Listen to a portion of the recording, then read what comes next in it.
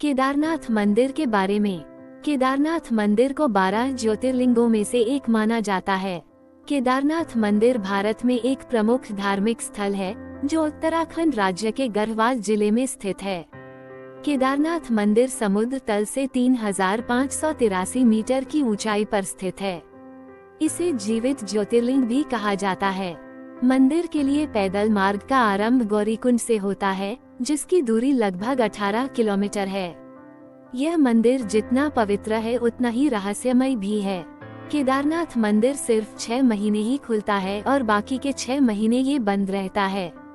जब ये मंदिर बंद किया जाता है तो इसमें एक दिव्य ज्योति जलाई जाती है, और जब 6 महीनों के बाद इस मंदिर को खोला जाता है तब एक चमत्कारिक रूप से ये दिव्य ज्योति जलती ही रहती है और मंदिर अंदर से साफ सुथरा भी रहता है। ऐसा माना जाता है जब मंदिर बंद रहता है तो देवी देवता केदारनाथ जी की पूजा करने आते हैं। यह मंदिर 13 से 17वीं सदी तक बर्फ में 400 साल तक ढका रहा था। आइए अब जानते हैं केदारनाथ मंदिर की कथा के बारे में। केदारनाथ मंदिर के बारे में 2 कथाएं मुख्य रूप से प्रचलित हैं। केदारनाथ मंदिर। पहली कथा, ये बात महाभारत के समय की है। जब महाभारत का युद्ध समाप्त कर पांचों पांडव श्री कृष्ण से अपने द्वारा की गई अपने भाइयों की हत्या के पाप से मुक्ति के उपाय के लिए आते हैं, तब श्री कृष्ण उन्हें महादेव की शरण में जाने को बोलते हैं और पांचों पांडव महादेव के दर्शन के लिए काशी नगरी को निकल जाते हैं। परंतु महादेव पांडवों के इस कृत्य से अत्यधिक क्रोधित होते हैं, इसलिए पांडवों को आता देख महादेव वहां से केदारनाथ चले जाते हैं। पांडव भी महादेव की खोज करते हुए केदारनाथ पहुंच जाते हैं, पर वहां पहुंचकर देखते हैं कि वहां तो सिर्फ बैल ही बैल है। भगवान महादेव पांडवों को दर्शन नहीं देना चाहते थे, इसलिए उन्होंने बैल का रूप धारण कर लिया। पांडव बैल को देखते हैं तो पाते हैं कि उनमें से एक बैल बाकी बैल से अलग है। इस पर भीम ने अपना विशालकाय रूप धारण किया और 2 पर्वत की चोटी पर अपना पैर रख के खड़ा हो गया, तो बाकी सारे बैल उनके पैरों के मध्य में से निकल गए, पर बैल रूपी महादेव वही खड़े रहे। ये देख पांडवों ने महादेव को पहचान लिया। इस पर महादेव धीरे धीरे धरती में धंसने लगे। ये देख भीम ने उनका ऊपर का त्रिकोणात्मक भाग पकड़ लिया और महादेव को वहां से जाने नहीं दिया। इस पर महादेव उनसे प्रसन्न हो गए और उनको अपने भाइयों के हत्या के पाप से मुक्त कर दिया और वहां से अंतर्ध्यान हो गए।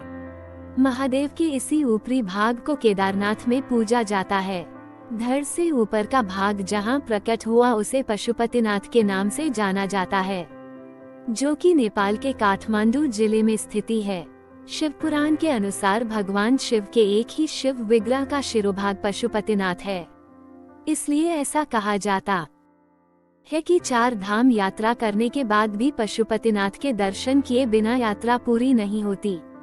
केदारनाथ धाम के पंचकेदार, जिस ऊपरी भाग को भीम ने पकड़ा था, उसे केदारनाथ के नाम से पूजा जाता है।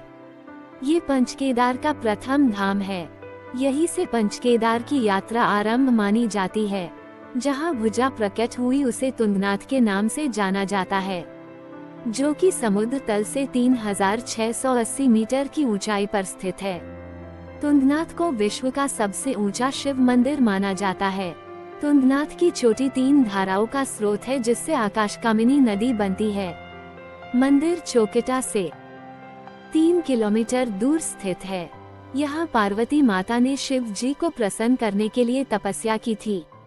जहाँ मुख प्रकट हुआ उसे रुद्रनाथ के नाम से जाना जाता है, जो कि समुद्र तल से 2286 मीटर की ऊंचाई पर स्थित है। मंदिर के सामने से दिखाई देती नंदा देवी और त्रिशूल के आकार की चोटी यहाँ का आकर्षण बढ़ाती है। जहाँ जटाएं प्रकट हुई उसे कल्पेश्वर के नाम से जाना जाता है, जो कि समुद्र तल से 2200 मीटर की ऊंचाई पर स्थित है। जहाँ नाभि प्रकट हुई उसे मध्य महेश्वर के नाम से जाना जाता है, जो कि समुद्र तल से 3850 मीटर की ऊंचाई पर स्थित है। केदारनाथ मंदिर। दूसरी कथा के अनुसार नर नारायण भगवान विष्णु का ही अवतार थे। उनके 2 जिस्म थे पर आत्मा एक ही थी। वे बड़े ही तपस्वी थे।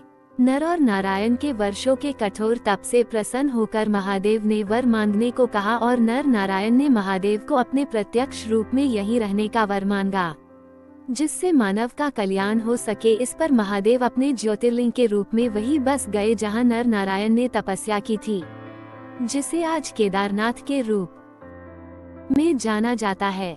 माना जाता है कि जब नर नारायण तपस्या कर रहे थे, तब उनकी तपस्या से इंद्रदेव का आसन हिल गया था, जिसके कारण इंद्रदेव ने उनकी तपस्या भंग करने के लिए स्वर्ग की अप्सराओं और कामदेव को भेजा, परंतु वो तप भंग करने में असफल रहे।